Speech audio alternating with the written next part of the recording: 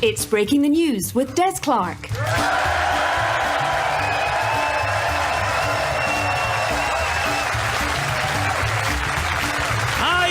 Clark, and this is Breaking the News, the show that breaks the week's news and asks four opinionated panellists to put it back together again. A supermarket worker in Port Glasgow found an exotic lizard amongst a shipment of melons. She was scared at first as she had no idea what it was until a colleague informed her it was a melon.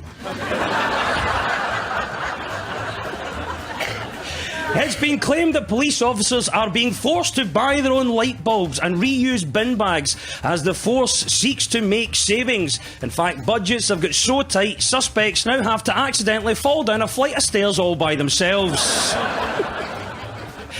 And Christopher Biggins has been kicked out of Celebrity Big Brother after making an offensive Nazi joke. It's not all bad news, though, as he's secured the lead in this year's Swindon Panto Mother Goose Step.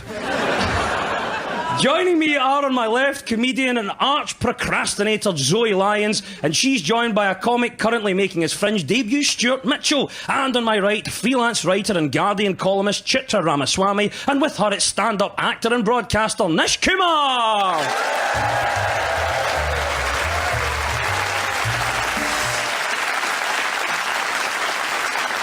Now, in this round, our teams have to guess the two major stories of the week that have been mashed together into one single news report. Zoe and Stuart, can you tell me the two stories mixed together here? There are hopes of further success in the pool after the Scottish Secretary David Mundell and his partner First Minister Nicola Sturgeon won an unexpected bronze medal in synchronised Brexit. The idea of synchronised Brexit tickles me. Zoe, what do you think then? Tell us about the first story there. I think it's the Olympics. Yes. Could it possibly be? It might well be. Have you caught much of Rio 2016? Very little, very little. I've dipped in and out, that's all I've done. But I've seen... What, you doing the diving? I know, yes. Can you imagine? That would be fantastic, wouldn't it? My enormous torso squeezed into those tiny, tiny little Speedo things they wear. They're incredible, aren't they? They're almost like a suggestion of clothing, aren't they? It's like there's almost wearing clothing. It's been great. But Tom Daley and Daniel Goodfellow, they did very well on the 10-metre board. They won a bronze, which was lovely. Yeah, which was lovely. And then there was the slight fallout after that when poor old Daniel Goodfellow didn't quite make a lot of the media coverage afterwards. No, yeah, and his mum went ape. And she went nuts on Twitter. And he's got the second name Goodfellow. If anything begs a headline for he's a jolly good fellow, they don't even need to change his name.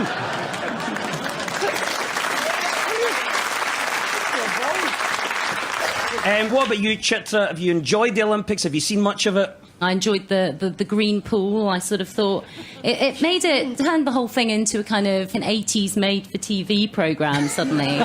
Did someone pee in it? Because when I was growing up, there was this rumour that I've subsequently found out is actually made up, that if you pee in a pool, there's a dye in it that turns it green. And I looked at that green pool. Is it pink? Pink. But is that true, though? No.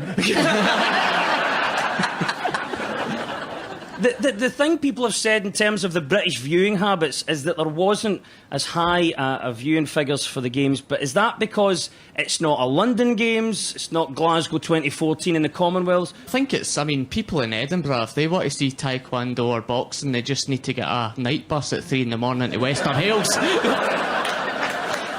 Do we know about the practice that a lot of athletes, particularly swimmers, have indulged in? And you can see the marks on their skin. And this is a practice that has been approved by Gwyneth Paltrow. Yeah, it's called cupping. It's a medical treatment, isn't it? Like, what it is, it actually leaves a big red circle on your body. It was weird, because I watched the judo, and I thought somebody had been cupped, but it just turns out they were wrapped in a Japanese flag. Looks like they've been sticking sat-navs to their body, doesn't it? And they're suckers. That's what it looks like. Yeah. It looks ridiculous. Apparently you stick hot cups on your body. The heat causes a type of vacuum, and that's supposed to improve your performance. I love the phrase cupping. It sounds like a sort of middle-class version of being glassed. When the Morningside coffee day gets out of hand, oh! Alison saw red and cupped Moira round the face.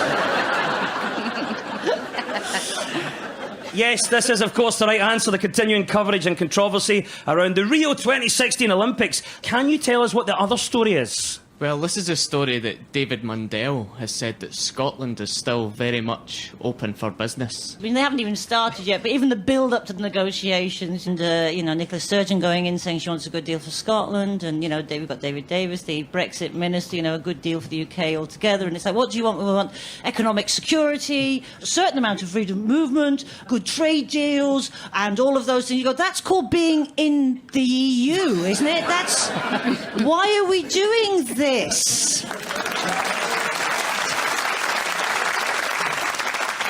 The Scottish Secretary, David Mundell, says he wants to ensure Scottish interests are at the heart of any future negotiations. Nicola Sturgeon, of course, the First Minister, has already set out what she believes are Scotland's main interests in its relationship with the EU. Mr Mundell says that he will work together with the Scottish Government. Chitra, what's going on? What's going to happen? Well, Mundell said we have to take a Team UK approach to this. And actually, I think in Brussels they continue to look to Westminster rather than Holyrood. Not that Nicola Sturgeon shouldn't be there fighting our corner, and I think she continues to be the most impressive statesperson representing the UK, not just Scotland. But there is not hot competition for that title. Yeah. I mean, it's not... With the greatest respect, it is an absolute disaster. Nisha, you're not impressed with your Foreign Secretary? What's your general vibe then, post-Brexit? Oh, I'll tell you what my vibe is. I got up at 6 o'clock on the 24th of June, saw the announcement that we'd left the EU, and immediately, and I don't wish to bring down the tone of what is, a very well-meaning and well-intentioned programme, but I immediately had violent diarrhoea. Like, instantly. Just instantly. Brexit. Full case of the Brexit. The meal that I'd had the previous evening voted leave with an overwhelming majority. And Article 50 was triggered immediately. But the part of Brexit was to get rid of all the takeaways. I think there was a certain proportion of the population that genuinely thought that would happen if we voted Brexit. Like the following day, there'd just be steamboats pouring out of the United Kingdom, taking immigrants with them. They're like, hey, bye, see ya! I mean, And the thing, I've got a Dutch wife, not a euphemism, and there were tears in our household when the Brexit result came through, because there's uncertainty about, a future. I watched packing up a little clogs.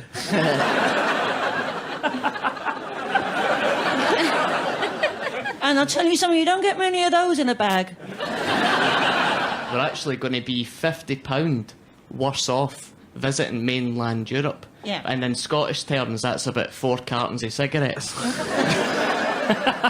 the people who voted leave, I'm sorry, they'll have to just holiday in the United Kingdom. That'll be the punishment. That's every holiday from now on in Skegness. That's it.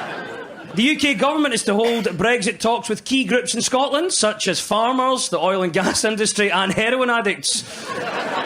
Obviously, I'm joking. There's no way they're talking to farmers. Well done, Zoe and Stuart. You get another point. That was the mashup of the Olympics in Rio and Scotland's role in the continuing Brexit negotiations. Chitra and Nish, 2 stories and 1 clip for you. What do you make of this? Should Donald Trump be available for everyone? Well, equality campaigners say they don't support him, following the legislation of gay marriage. But now some senior Republican figures said straight couples put at risk the country's national security and well-being. We are through the looking glass with Trump now. He's invited the Russian government to hack into Hillary's emails, and this week he said that if she threatens the Second Amendment, people who are ardent gun owners may have something to do about that. And he did it in his classic Trump way. The man has a jazz approach to conversation. Nothing he says follows any conventional patterns of speech. It'll be, instead of saying hello, my name is Donald Trump, I think this, he'll go, well, I'm a great guy. I don't know, maybe I will. Yes, bye. That's it. It's impossible. He's the Miles Davis of talking. You're right, that is the story, Nish. Yes, it's Donald Trump making comments at one of his rallies that say his supporters could stop his rival Hillary Clinton by exercising their gun rights. He said that Mrs Clinton would put Liberal justices on the Supreme Court if she wins the presidency in November, threatening gun ownership rights. I think at a rally in Iowa, Hillary Clinton, when she was making her speech, the Secret Service were involved because somebody tried to come onto the stage and they had to be pulled away. So actually, seriously, behind all of this shows that, this is a serious, serious threat to, world security. If Donald Trump is the answer, you've just got to think, what the hell was the question? I really don't know. I really don't know. I mean, people support him because he proudly says, I just say what I think. I mean, good God, we can't all be doing that. I love the idea. It says something really, I think, telling about American politics, that the closest they can get to a rebellious anti-establishment candidate is an incredibly rich white man. Like that, it's absolutely incredible. Also, the answer, Donald Trump is the answer to the question is always, who has run for president and had a cameo in Home Alone 2? Because Donald Trump is actually in Home Alone 2, and if he does become president, it would be an extraordinary day if he had both of those things on his CV. There's a guy who's going to challenge Trump at the last minute, Evan McMillan. He's actually a Mormon, which is funny, so the Republicans could either choose between a Mormon or a moron.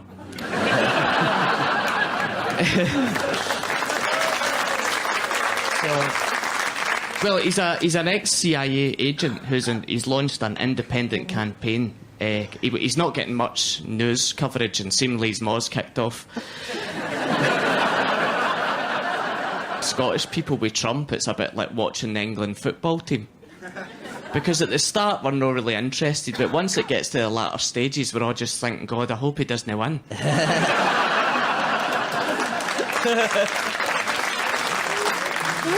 What was the other story we were after? I think this is about civil partnerships, and basically the Scottish government are considering phasing out civil partnerships now that equal marriage has come in, but there are whole kind of swathes of the straight community who are saying, well, why can't we have civil partnerships too? When will someone finally speak up for the rights of heterosexual people?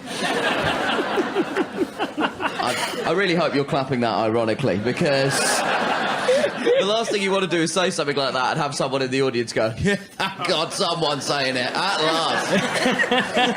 last. So you've had what? You're married now? Did you have a civil partnership I've first? had it all. I've taken it all. Had a civil partnership, and then we convert. You can upgrade. You can upgrade it to... No. Yeah, that's what we did. You What, turn like up... business class? You have to turn up wearing slightly better clothes than you did the first time. And they go, oh, come on, then. I tied the knot 2 weeks ago, so I'm absolutely... Thank you. Yes. Absolutely skint. I'm so unromantic. We're both really unromantic. We both really refer to it, my official splitter of bills. That's what we are. We are the legal combined splitter of bills. Oh, That's I love what that. we are. Let's yeah. get together and share the council tax. Let's share the council tax for the rest of our lives. I really now want Zoe to write a romantic comedy, which is just about two people, or a person's quest to find someone to split their council tax with. Yeah. It's like Sleepless in Seattle, but for grown-ups. Like, I love that idea. You need to settle down and find somebody you can tolerate. Well, it's difficult. Sorry, that's great. Settle down and find someone you can tolerate. The most romantic statement I maybe ever have heard, Zoe Lyons. I've been with my little Dutch wife on the clogs for 18 years. We've been together, and somebody said to me recently, they went, oh, that is so lovely. You've obviously just met your perfect match. And we both went, oh, God, no. No. What happens is you meet somebody who's roughly in the shape of something you think you can possibly live with, and then you spend the next 18 years just chipping it away into a shape that closely resembles something that is your perfect match. That's what happens. It is. You see, someone get Tom Hanks and Meg Ryan on the blower right now. When Harry chipped away at Sally.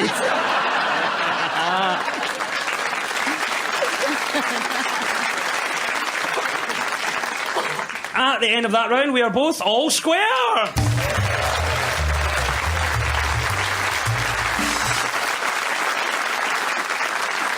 Now, this round is all about who's in the news. I will offer you a clue or two. All you have to tell me is who. Chitra and Nish, you get first go this time. Who are we talking about and why are they in the news? Here is your first clue. It's a tweet that was sent about the person this week. I love that he got his kids to identify herbs before he agreed to buy them a scooter. Is it Kanye? Kanye West? I'm going to go Jamie Oliver. He's into his herbs, isn't he? I think you might be right. Let's hear from the person themselves. Sugary sweetened drinks have earned the right to be focused on because they are the single largest source of sugar in our children's and our teenagers' diet. Yes, there of course was Kanye West. No, it's Jamie Oliver, Chitra. So why are we talking about Jamie Oliver this week? Jamie and Jules, they had their 5th baby this week, and their 2 eldest daughters, they were allowed to come in at the end of the birth and witness the baby being born, and then they cut the cord. And of course, the Red Tops have gone absolutely wild, saying how appalling and traumatising this potentially is, which I just think is absolutely laughable. Could you have seen in your family, Nish, this ever happening? I mean, I was 4 years old when my brother was born. I think that would have been far too much. My mother wouldn't let me watch The Terminator when I was 8. Stuart? Well, I think, first of all, we should just all be pleased that the birth went well.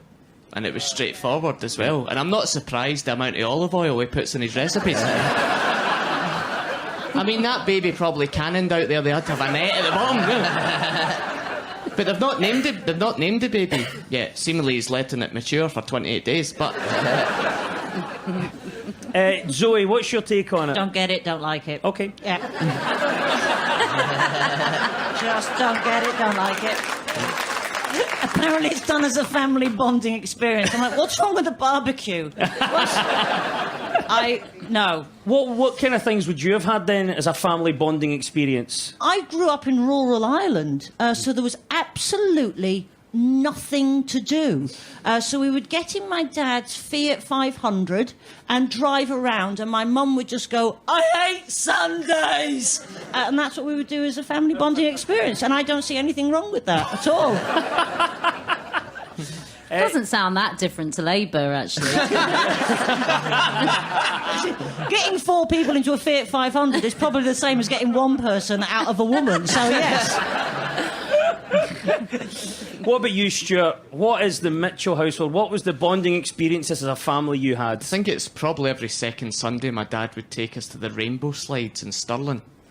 Do you remember that? The rainbow slides? I don't think I know that. Yeah, it was a rainbow slides in Stirling. We would go there, and then Dad would sit us down, give us a lecture, and say how he still loved us, even though he lived with Stacey now.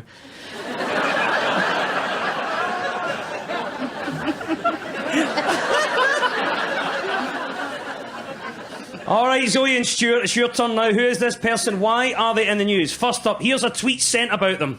Not sure if he is doing this for his hugely bloated ego or because it'll be an opportunity to actually win some votes for once. Zoe, any ideas? Could be anybody in the British political system at the moment, couldn't it? Yes. It could be...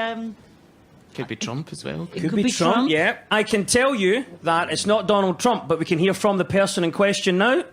We need to get the deficit down. We're going to do that in the next Parliament. In the next Parliament, we're going to have a higher top rate of tax to do that. That was the ex-Shadow Chancellor, Ed Balls. It was Ed Balls. Now, Zoe, why are we talking about Ed Balls this week? Because, and in his own words, it's a dream come true. He's been revealed as the first contestant on the next series of Strictly Come Dancing. Now... He's described it as a dream come true. Surely, if you're a politician, a dream come true is to actually win your seat back and get into Parliament. That should be your dream come true, not finally, sequence! I think this is the first legal challenge from the Labour Party we would all agree with. I think it's absolutely incredible that in a year where the Labour Party has lurched from one disaster to another, he still managed to be the stupidest thing that they've done all year, right? It's absolute, bear in mind the whole of the year the Labour Party's essentially spent its time looking across the bench and thinking, you call that political disarray? Sit down, let the professional show you how to do it. Chitra, what about this? Is there in any way this could be a good move for a politician? You could argue it might increase his popularity. People see the real face of Ed Balls. I wasn't even that surprised to hear Ed Balls announcing that he's going to be, you know, doing a rumba on Christmas telly. And when you're no longer surprised to hear this, you have to start wondering what's going on with the state of British politics. So he is getting a reported fee of £130,000. Well, that's why he's doing it then. Yeah, but what the BBC don't understand is that isn't including his expenses.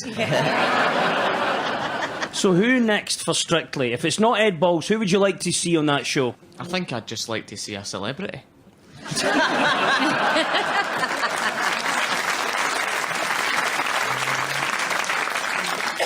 2 points go to Zoe and Stuart.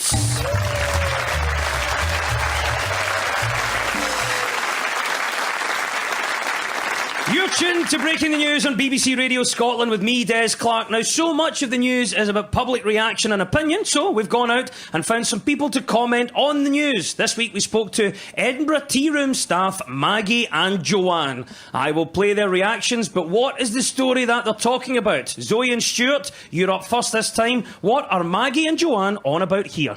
No, I didn't have one, but I was always jealous of the people that did. I think they're very lucky and probably don't know that they're so lucky, maybe. Yeah, I could see how it gives you life experience and stories to tell. What do you think Maggie and Joanne are talking about, Stuart? It's about gap years, isn't it? Yes, it is. Gap years. While demand for university places is as strong as ever in Scotland, higher education comes second choice to backpacking amongst school leavers. YouGov survey on behalf of Bank of Scotland found many have more modest aims. Exactly half of 16 to 24-year-olds who were asked said becoming financially independent was a top aspiration. Travelling the world came second. Surely becoming financially independent's an aspiration of the Bank of Scotland.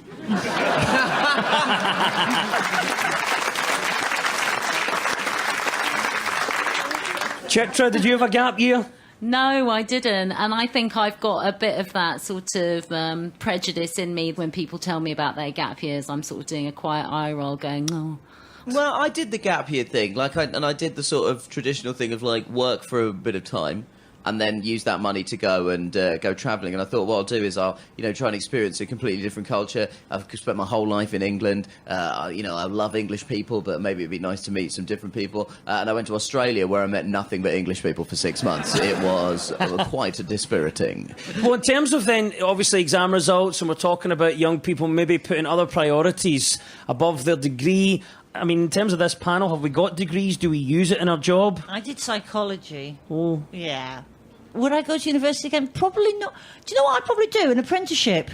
Because I'd probably do plumbing or carpentry or something. Because at least then I'd be able to fix stuff rather than going, well, if you ring a bell near a dog, it'll dribble, which doesn't really help you in any way. Yeah, but that's all very well, but our shower is leaking. I think I'd do a 3-year apprenticeship course in something. Have some skills. I have no skills. Can I just say congratulations to my little brother? He got his exam results. Oh, he got exam results? Did he do all right? Well, he's doing a gap year, doing resit in 6th year.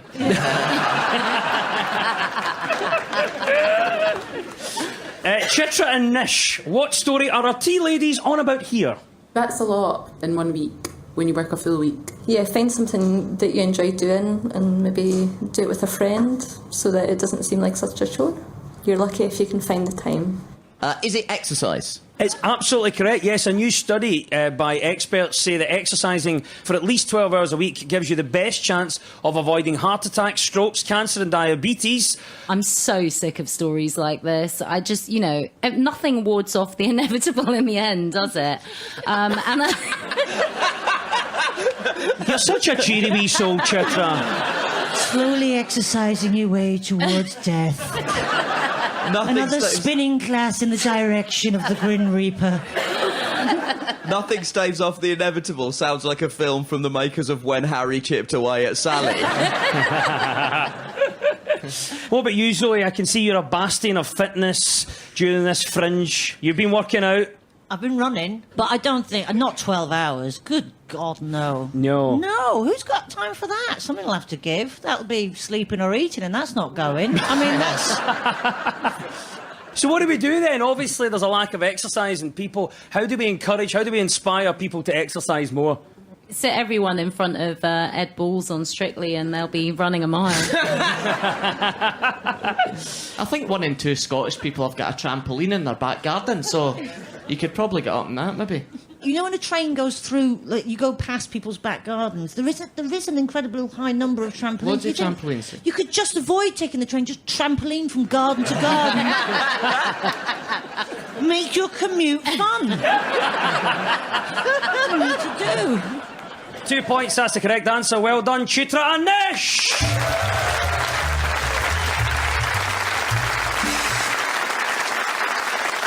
And it's time now for our final quickfire round, which is all about deciphering the numbers in the news. What happens is, I read out a headline. All the teams have to do is fill in the blanks. Get ready on your buzzers, teams. When we run out of time, you will hear this. I've had expressions of interest from a few people. That was Nicola Sturgeon there, who, by the sounds of it, is trying to put Butte House on the market. Let's go. Here's the first one. 50 what shot with contraceptive darts to reduce mating? Premier League footballers. Cast members of Geordie Shore. TV chefs. The answer, goats. £430 million over the past 5 years spent on what in Scotland's schools? Contraceptive darts.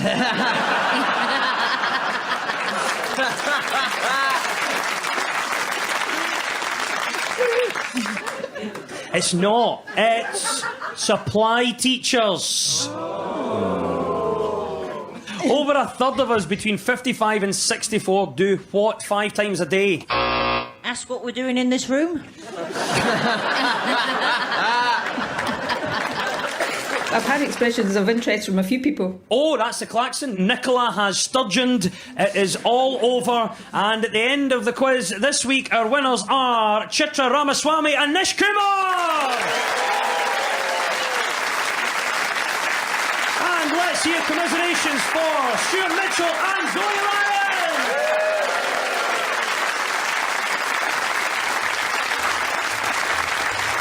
And we'll leave you with the breaking news, just in. For the second time in 2 months, a seagull has had to be rescued after falling into a vat of tandoori curry. The RSPB had to wash it down with 5 pints of lager. Pokemon Go's potential health benefits have been praised by a Scottish GP, though he does say if your bulb is sore, do get your doctor to take a peek at you.